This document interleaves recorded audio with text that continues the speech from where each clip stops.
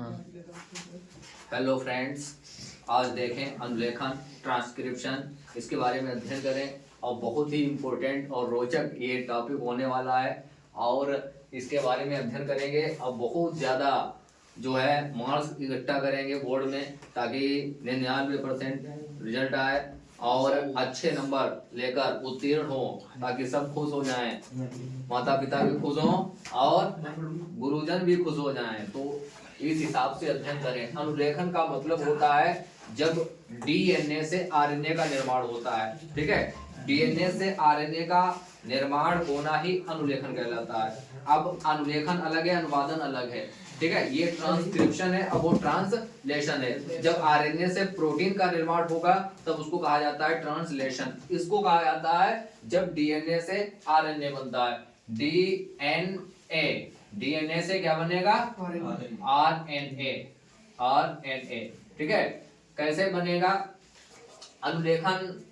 DNA से RNA मतलब इसके जो डीएनए के जो क्षारक होते हैं वो चेंज हो जाते हैं, ठीक है। जैसे एटीजीसी जो होता है ये चेंज हो जाएगा एयूजीसी में, ठीक है। अब ये वाला जो है ये डीएनए के क्षारक हैं और ये आरएनए के क्षारक हैं।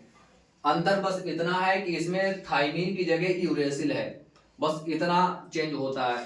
तो इसमें जो होता है आपको लिखना है अनुलेखन वह प्रक्रिया है जिसमें जो इसके क्षारक जो होते हैं डीएनए के एटीजीसी, इनका जो है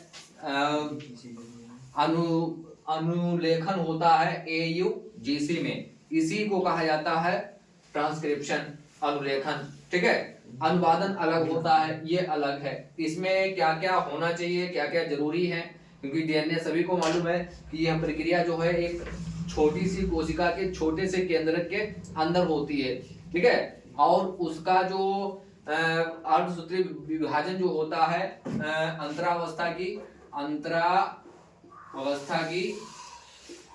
G1 व G2 फेज में, ठीक है। G1 व G2 फेज में ये व्यवस्था होती है, ठीक है। ये फेजें होती हैं, अंतरावस्था जो होती है विभाजन होता है, ठीक है। अब इतनी सी प्रक्रिया चलती है इतने से छोटे कोशिका के अंदर। अब कोशिका के अंदर एक केंद्रक है छोटा सा, उसी के अंदर ये प्रक्रिया पूरी चल रही है, ठीक है। तो इसी को कहा जाता है अनुलेखन।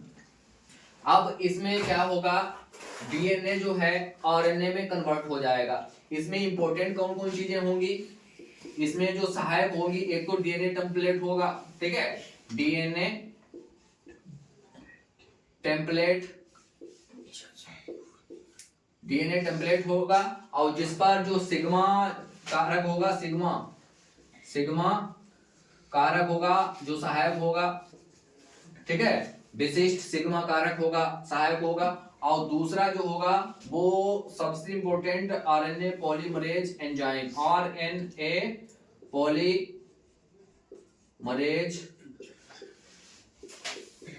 एंजाइम। न्यूक्लियोटाइड होंगे 4 प्रकार के, एटीपी, जीटीपी, यूटीपी और कौन सा? सीटीपी। ये न्यूक्लियोटाइड होंगे 4 प्रकार के, न्यूक्लियोटाइड,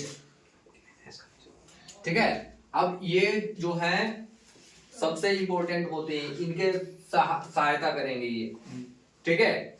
आपको इतना लिख देना है।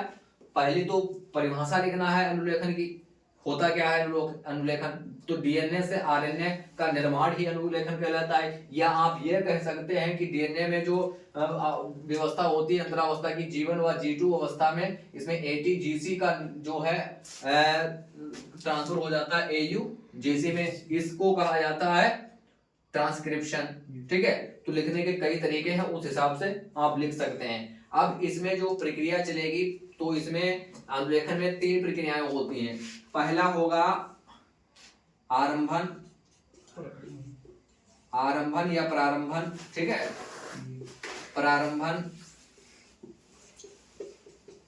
जब स्टार्टिंग होगी, ठीक है, तो इसको कहा जाता है आरंभन या प्रारंभन। इसमें जो स्टार्टिंग होगी तो इसमें जो आरएनए पॉलीमरेज एंजाइम होगा वो डीएनए से चिपक जाएगा। ये कौन सा एक अणु, आरएनए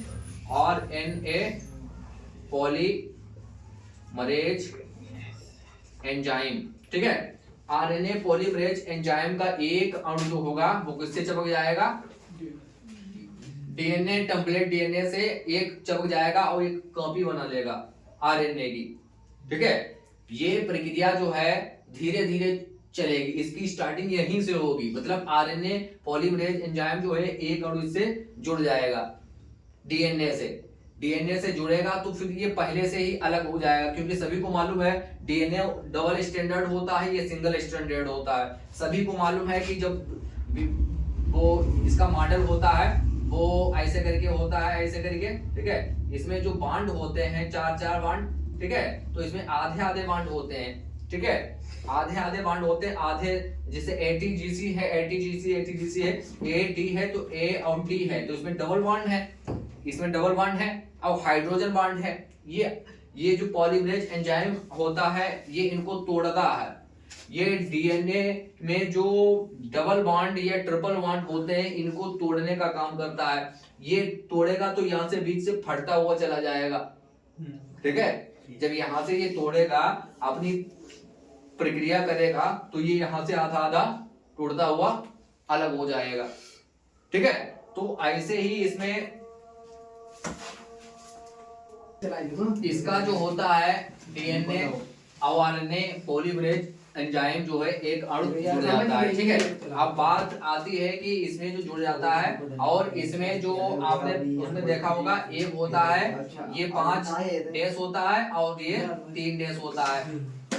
नीचे जाएंगे तो 3 और 5 होता है, एक होता है 5 डैश और वह 3, ठीक है। ये 2 कुंडल होते हैं तो दो कुंडली मंडल की हम व्यवस्था बता रहे हैं, और नीचे हो जाता है 3 और 5, ठीक है। तो इस पर जो है आरएनए पॉलीमरेज एंजाइम कार्य करेगा, इसको खंडित करेगा, ठीक है, इस पर कार्य करेगा। तो इसको कहेंगे साचा सूत्र। ये इस पर कार्य नहीं कर पाएगा, ठीक है। Polymerase enzyme, RNA polymerase enzyme इस पर कार्य नहीं कर पाएगा, इसको कहा जाएगा असांचा सूत्र, ठीक है। ये होता है, इसका प्रारंभन हो जाएगा। दूसरी हेडिंग जो है इसकी दीर्घीकरण होगा, दीर्घीकरण में क्या होगा, जो डीएनए पर, जो टेम्पलेट डीएनए पर आरएनए पॉलीमरेज एंजाइम है ये पूरकता का नियम पालन करेगा। कौन सा? पूरकता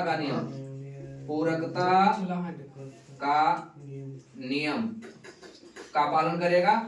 और इसमें जो है ये जो जहां पर से 5-3 से इन्हें स्टार्ट किया है, 5-3 से, ठीक है, और इसको फाड़ता हुआ दीर्घीकरण करता हुआ अलग करता हुआ चला जाएगा सीधे, ठीक है। और द्विकुंडलन की बाट लग जाएगी, तो द्विकुंडलन का आएगा, फिर वो अकुंडलन हो जाएगा, ठीक है। क्या हो जाएगा? अकुंडलन हो जाएगा, ठीक है। द्विकुंडलन से अकुंडलन हो जाएगा। जब बाई उसकी बाट लग जाएगी वो फटता हुआ चला जाएगा, दीर्घीकरण होता चला जाएगा। जहां से चलेगा ये polymerase enzyme, RNA polymerase enzyme, और सीधे दीर्घीकरण करता हुआ इसको फाड़ता हुआ चला जाएगा। और वो बांड जो होंगे वो सब हाइड्रोजन बांड ये सब फटते हुए चले जाएंगे। इसका हो जाएगा ये दीर्घीकरण, ठीक है। दीर्घीकरण हो जाएगा। फिर अगली हेडिंग आपको डालनी है समापन। समापन एक विशिष्ट स्थान होता है जिसको कहा जाता है, क्या कहा जाता है? एक विशिष्ट स्थान होता है, विशिष्ट स्थान, वहां पर इसका समापन होता है। और इसमें रो कारक जो होता है, रो कारक सहायता करता है समापन करने का, समाप्त करने का, ठीक है। वहां से जो है अब आरएनए जो बना है, आरएनए बिल्कुल अलग हो जाएगा डीएनए टेम्पलेट से, वहां से अलग हो जाएगा। और इसको जो है कहते हैं अनुलेखन, ट्रांसक्रिप्शन, ये कंप्लीट हो जाएगा, ठीक है। अब वहां से जो है आरएनए अलग हो जाएगा, डीएनए, ऐसे ही ये प्रक्रिया पूरी चलती रहती है। डीएनए की एक कॉपी बनती है और डीएनए से आरएनए की एक कॉपी बन जाती है और आरएनए जो होता है धीरे धीरे करके अलग होता चला जाता है, तो आरएनए का निर्माण होता चला जाता है। ठीक है, मैग्नीशियम वगैरह है, एमजी कारक, ये भी इनमें भाग लेता है। मैग्नीशियम वगैरह ये भी एक कारक होता है, सिग्मा कारक होता है और रो कारक जो होता है ये सहायता करता है इसको अलग करने में। ठीक है, तो ये पूरी प्रक्रिया आपको छाप देनी है अनुलेखन में। ठीक है, तो बेहतर समझें, अच्छा लिखें, राइटिंग पर भी ध्यान दें और जो दिमाग है इसकी जो है कुंजी थोड़ी टाइट रखें ताकि दिमाग में थोड़ा बहुत फंसता रहे और इसको रिवाइज करते हैं। जितना ज्यादा रिवाइज करेंगे उतने ही ज्यादा दिमाग में फंसेगा, उतने ज्यादा लिख पाएंगे। ठीक है, तो ये पूरा अनुलेखन है। इसके बाद में आएगा अनुवादन, वो अलग से बता देंगे, एक टॉपिक वो भी बचा है अनुवादन।